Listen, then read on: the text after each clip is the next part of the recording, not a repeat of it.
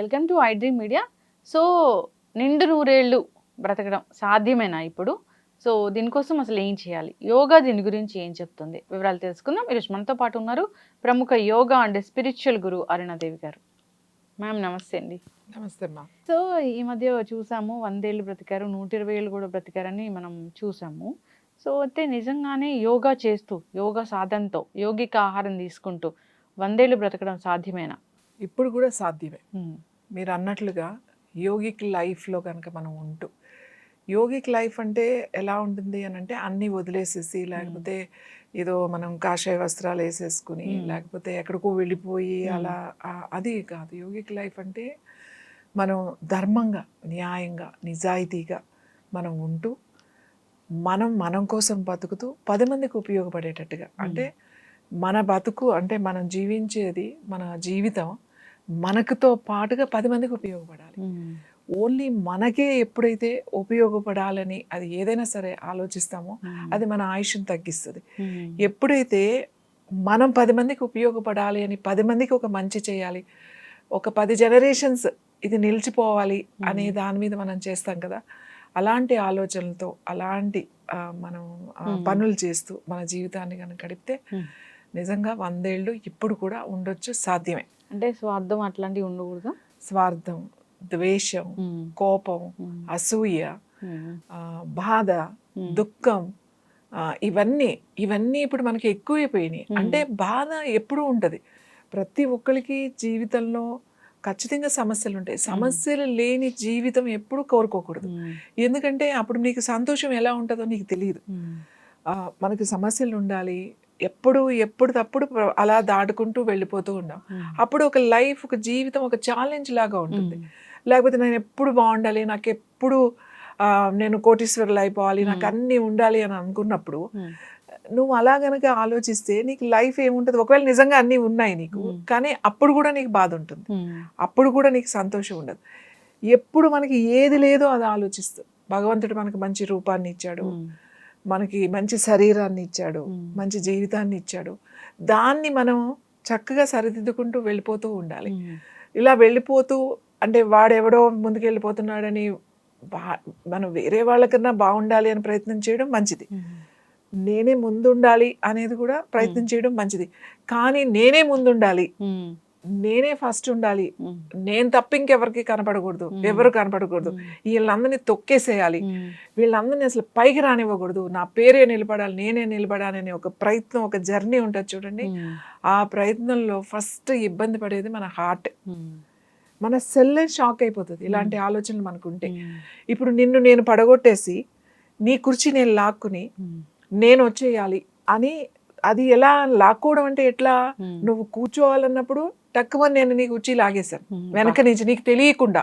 నువ్వు కూర్చుంటున్నావు, వెనక కుర్చీ ఉందని నీ వెనక నిలబడి నువ్వు పడిపోవాలని చైర్ లాగేసా, కుర్చీ లాగేసి నువ్వు కింద పడిపోయావు. ఎందుకంటే నీకు తెలియదు కదా కుర్చీ ఉందని కూర్చుంటున్నావు. అప్పుడు ఎవరికి నష్టం తెలుసా? ఖచ్చితంగా నీకు కొంచెం నష్టం. ఎందుకంటే నువ్వు పడిపోతావు, ఒక అవమానం జరుగుతుంది, లేకపోతే ఏదైనా దెబ్బ తగులుతుంది, అంతవరకే. కానీ లాగిన నేను ఉన్నాను కదా, ఇక నీకు తెలియకుండా నీ కుర్చీ నేను లాగేశాను కదా, నాకే నష్టం. అది ఎలా అంటే నా సెల్ షాక్ అయిపోతుంది. మనకి సెల్స్ ఉంటాయి, కొన్ని కోట్ల కణాలు ఉన్నాయి మన శరీరంలో.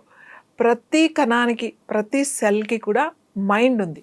అంటే సెల్ కెన్ ఈట్, సెల్ తింటుంది, పడుకుంటుంది, ఆలోచిస్తుంది, డాన్స్ చేస్తుంది, సంతోషపడుతుంది, ఇవన్నీ ఉన్నాయి సెల్కి. అలా కొన్ని కోట్ల సెల్స్ ఉన్నప్పుడు ప్రతి ఒక్క కణానికి మైండ్ ఉంది, అంటే మనసు ఉంది.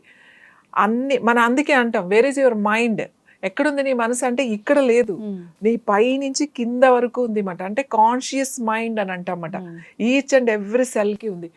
ఈ సెల్కి ఈ అసూయ పడడం, లేకపోతే ఎవరినైనా చూసి మనం ఓర్చలేకపోవడం, అసూయ, జెలస్, ఇలాంటివన్నీ కూడా సెల్కి తెలియదు. మీకు అర్థమవుతుందా? సెల్కి తెలియదు.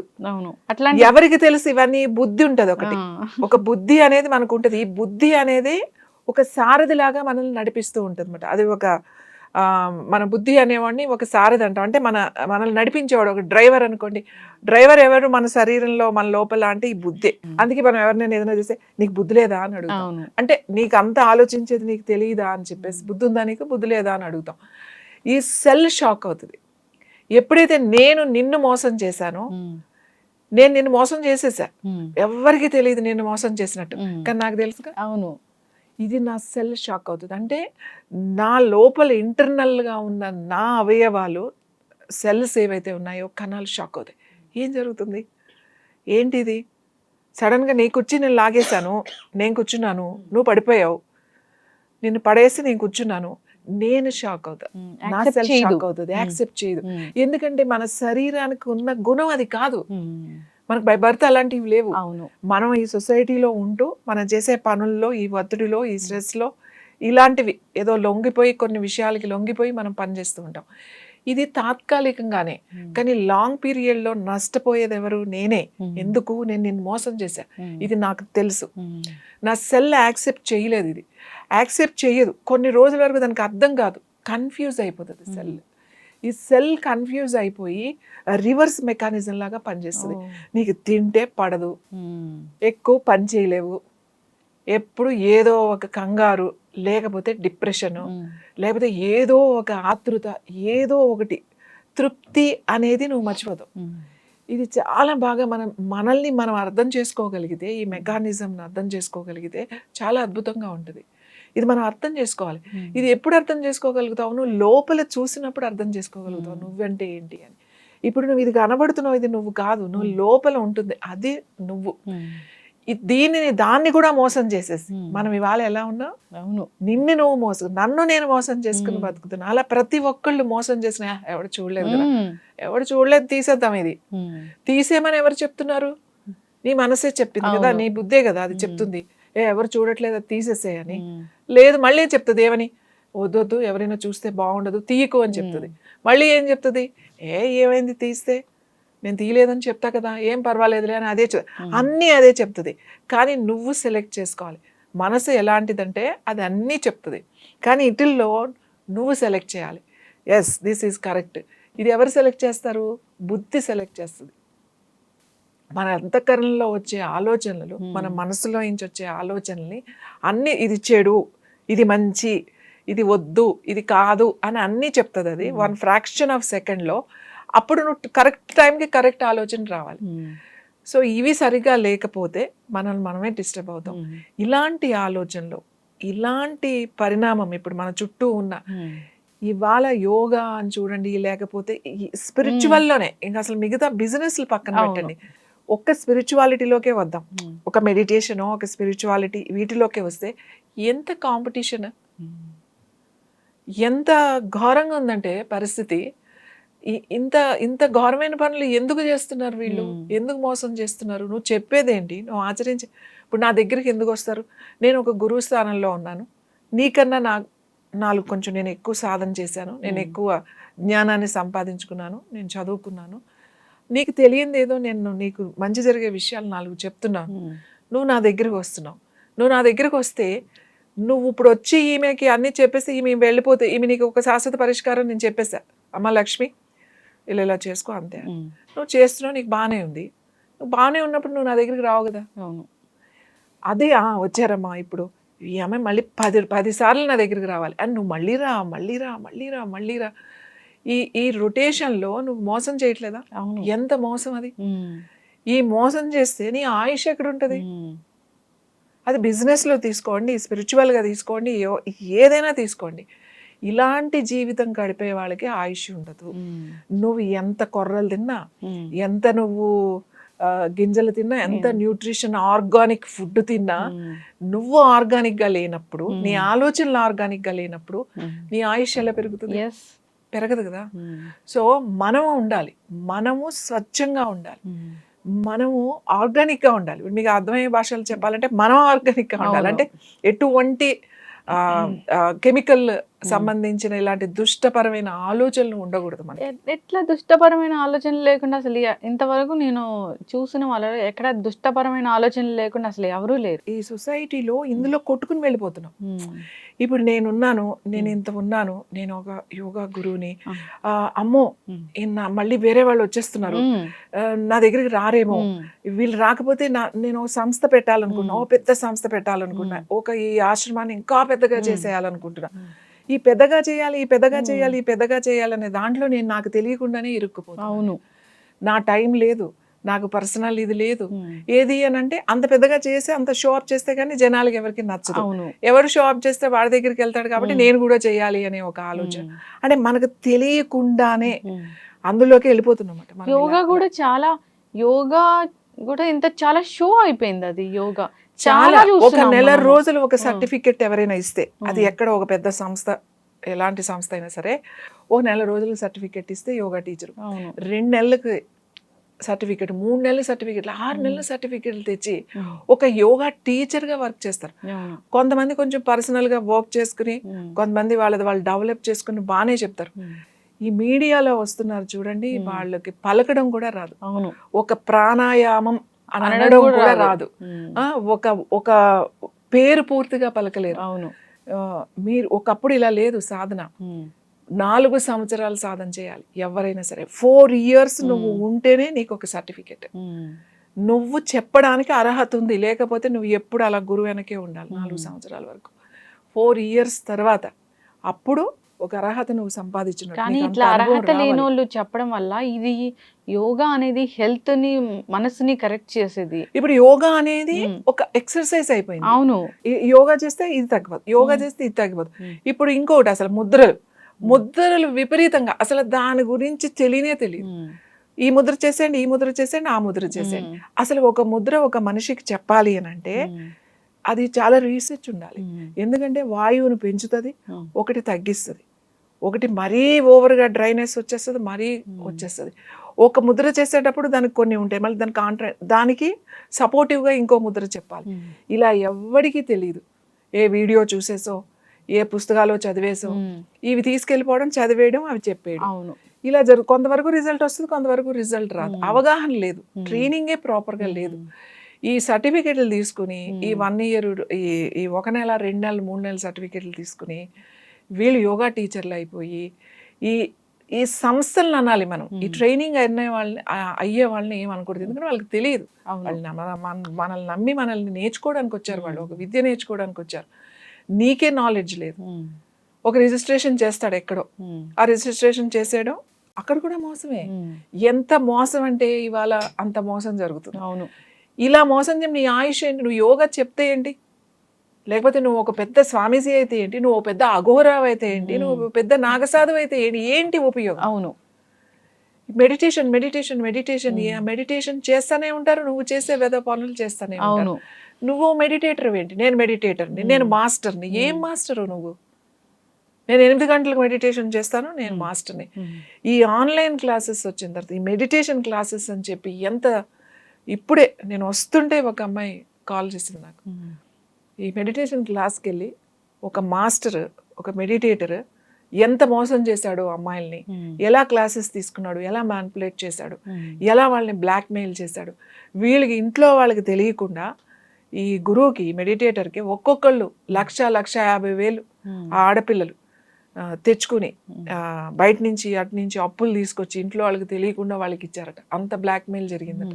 నేను షాక్ అవుతుంది. అవును. అందుకే నేను ఏమంటే ఇప్పుడున్న దీంట్లో, ఇప్పుడున్న ఈ కాంపిటేటివ్ వాళ్ళు, సాఫ్ట్వేర్ వాళ్ళు అంతే, బిజినెస్ చేసేవాళ్ళు అంతే, ఇంకా ఎవరైనా అంతే, దాంట్లో మనం కొట్టుకెళ్ళిపోతున్నాం. నేను ఏమంటానంటే ఒక్కసారి ఆగండి, జస్ట్ కళ్ళు మూసుకొని కూర్చోవడం అలవాటు చేసుకోండి. ప్రొద్దున్నే లేచి కళ్ళు మూసుకొని కూర్చోండి.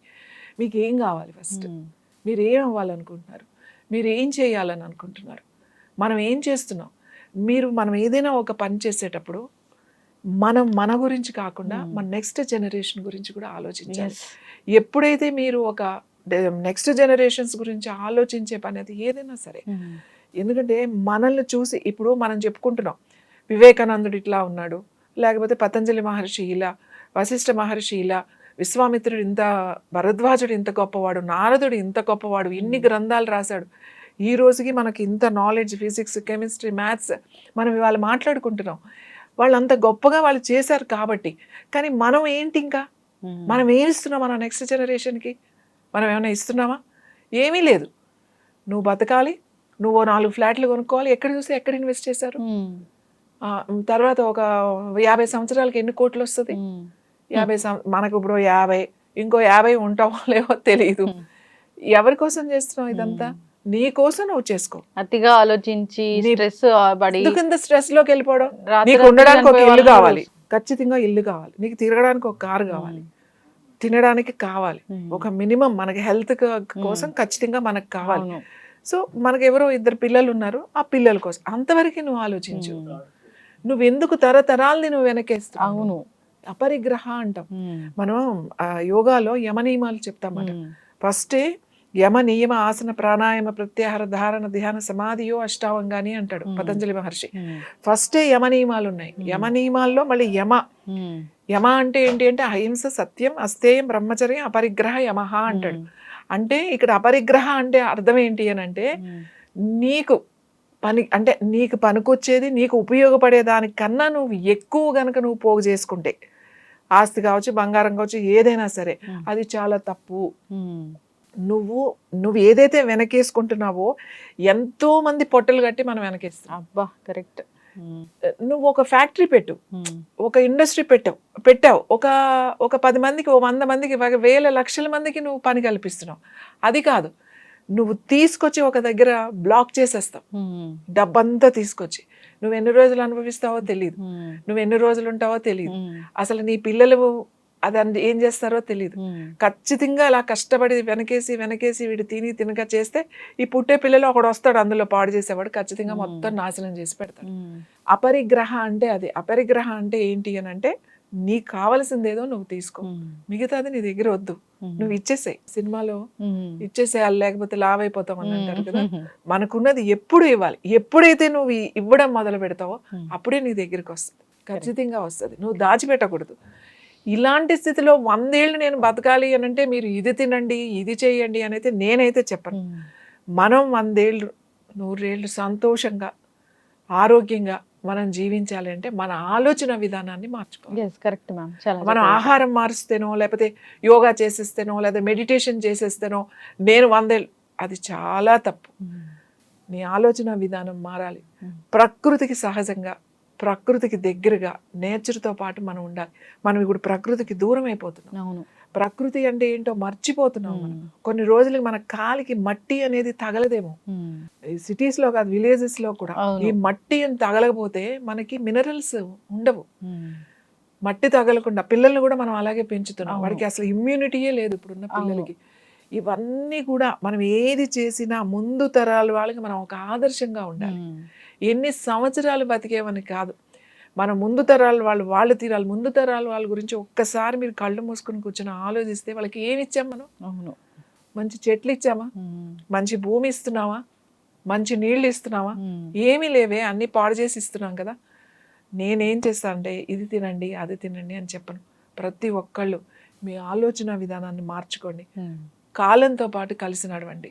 కాలంతో పాటు కలిసి నడిస్తే కాలం కలిసి వస్తుంది అని చెప్తారు. టైంతో ఉండండి. ప్రకృతి టైంతో ఉంటే మీరు ప్రకృతితో ఉన్నట్టే. ప్రకృతికి హాని చేయకుండా మనం జీవిస్తూ 10 మందిని కనుక మనం జీవించేలాగా చేస్తే ఖచ్చితంగా మీ ఆయుష్ పెరుగుతుంది. చాలా చక్కగా చెప్పారు. అంటే మనం బ్రతకాలి, మనతో పాటు నలుగురు బ్రతకాలని కోరుకోవాలి. అట్లా కాకుండా పక్కనోడిని తన్నేసి, పక్కనోడిని తొక్కేసి నేను మాత్రమే ఉండాలి అని కోరుకుంటే నువ్వు ఉండాలని నీ సెల్ కోరుకోదు. అంటే నీ ఆత్మ అది ఇష్టపడదు. అంటే భగవంతుడు దానికి సహకరించడు. మనం ఏదైతే గింజలు నాటుతామో అవే మొక్కలు వస్తాయి అన్నట్లు ఇక్కడ కూడా అంతే మ్యామ్. సో మనం దుష్ట బుద్ధితో ఉంటే మనకి చెడే జరుగుతుంది. చాలా చక్కగా చెప్పారు. నిండు నూరేళ్ళు బ్రతకాలంటే హాయిగా ఉండాలి, మంచి పనులు చేయాలి. చాలా చక్కటి ఇన్ఫర్మేషన్ అండి. ధన్యవాదాలు.